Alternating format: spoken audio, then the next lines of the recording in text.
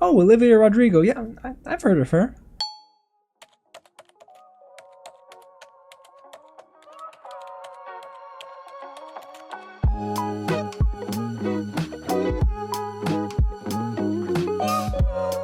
What's going on, everyone? James here with another real review, and today I'm so excited to finally dive into all of my thoughts on the new Olivia Rodrigo film that hits Disney Plus this Friday. It's called Olivia Rodrigo Driving Home to You, a Sour Film. It's directed by Stacey Lee, and it stars, yes, Olivia Rodrigo herself, Dan Nigro, and Jacob Collier. Now, the film itself is like half documentary, half live concerts in a way, because she does like to perform these songs in different areas that meant a lot to her during the creation of her debut album Sour. She takes a road trip from Salt Lake City all the way to Los Angeles, and along the way we learn a little bit more about her motivations behind each song. So it's visually appealing, but I also really loved how she dove right into her motivations for each of these tracks. Now, before we get into my review and I tell you what works here and what didn't work too well, if it is your first time here at the channel, welcome to Real James, where I love talking about movies and TV like this all the time. So if you do too, go ahead and hit the big red button below, subscribe to the channel, tap on that bell, and hit the thumbs up button if you are a fan of Olivia Rodrigo. And you know what? Get loud down below and let me know, what is your favorite Olivia Rodrigo song?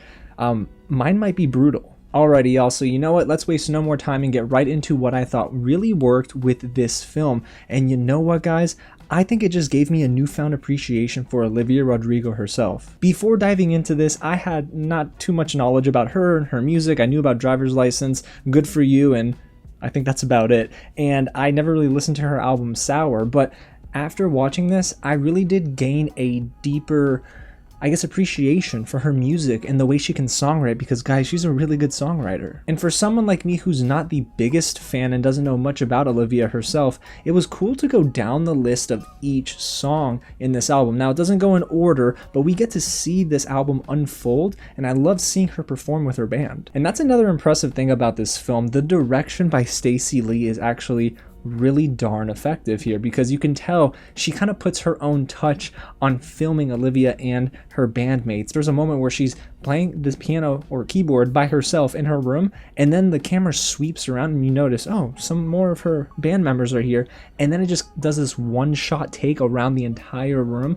going from, like, I guess, section to section of the house, and you start to see all the instruments come to life, and it is really cool. But there's also other impressive bits of filmmaking here. When we go outside of the house, when we're actually on the road trip itself, she even performs one of the songs in the car. But my two favorite moments was when she performed Good For You, which had an entire orchestra in the desert. A lot of production went into this. They literally built a track for the camera to go all the way around. And then you had Favorite Crime, because for me, that was probably the most visually stunning scene in the entire film. It just really added to the song itself, but I think I actually grew to like each of the songs more and more after Olivia Rodrigo was explaining where she was mentally, and honestly where she literally was physically. Like, there are moments where she says, I was at this location in, I don't know, XYZ city, and we go there and she performs a song there.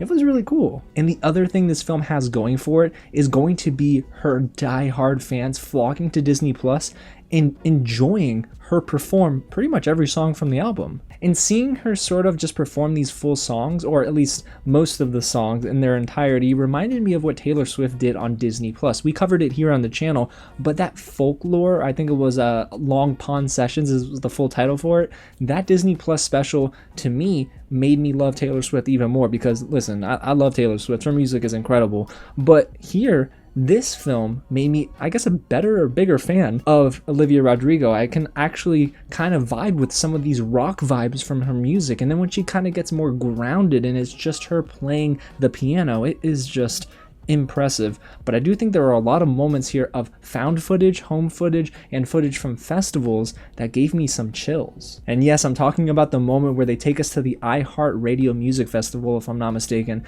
and she's performing one of her hit singles, and the entire crowd at one point just comes to life, sings with her, and it's in that moment you can just tell Olivia Rodrigo is thinking, man, all of that hard work is paying off. And it is just one of those things about music that kind of gets me, is when the crowd is all the way into it, it just makes me feel like I'm there with them, and that is exactly what this part of the documentary did. It's like towards the middle of the documentary when we start to see her music take off after Driver's License, and man, she really is just hitting the peak of her career, but I don't even think she's broken through the ceiling yet. It is so high for her. And the next thing I really liked here is that, similar to most musical documentaries or films that kind of surround the music making process, I love being in the room when songs are realized. And it was really cool to see the creation of the song Brutal, which is probably my favorite song off the album so far.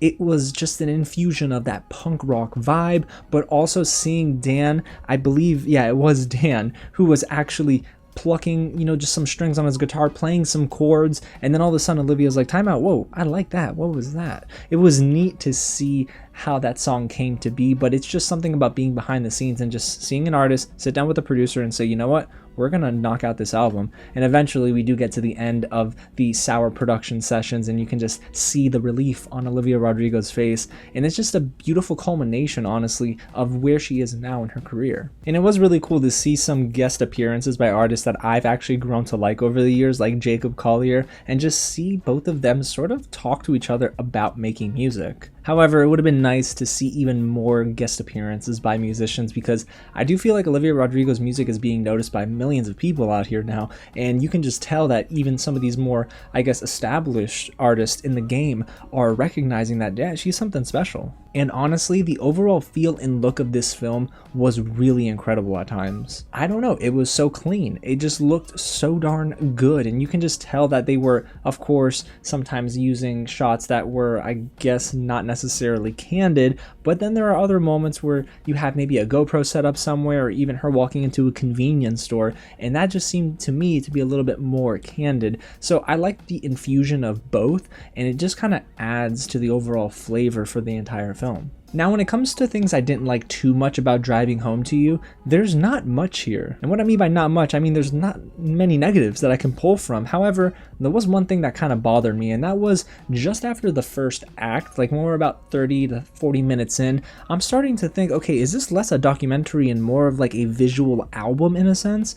And I think it's a little bit of both, but if you come at this wanting a documentary, I think you're going to be left wanting more. And that was me towards the end, where I did think it started to run out of a little bit of steam, because we're getting less and less emphasis on the creation of her music and the motivations and maybe her upbringing, and we're getting more and more of just, I guess, the performances and exactly where she was when she had the idea for the song. So I wanted to see more of the former, which was getting into her past. I love when she talked about her experiences with her father and how he even helped her think of something for a song, but I just wanted more of that and maybe a little bit less of the overproduction at times. And the only other drawback here is that this might not be as accessible of a film for those who either don't like her music or might not be interested in learning about Olivia Rodrigo. See, for me, I was very interested in learning about this, 18, 19-year-old phenomenon, and I wanted to know more about this album because I have always heard of it. I've never actually listened to it.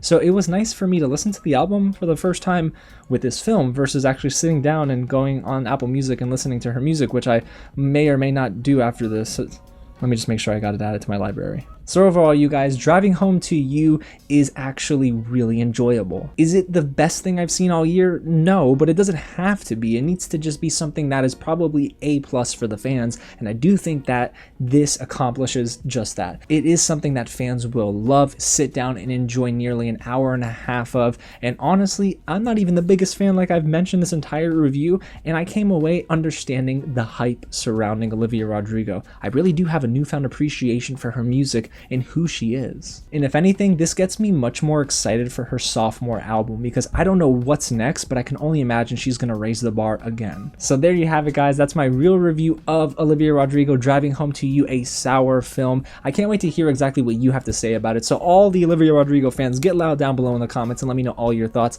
And hey, if you weren't a fan just like me and you grew to love her, let's talk about it down below. And if you haven't already, go ahead and hit the big red button, subscribe to the channel, tap on that big thumbs up, because guys, I can't wait to continue talking more about these Disney Plus original films surrounding artists. We got Taylor Swift, we got Olivia Rodrigo. I mean, who's next? Alrighty, y'all. Again, thanks so much for watching, and I'll catch you at the next screening. But really, how much are tickets to her concert? Oh, that's not cheap.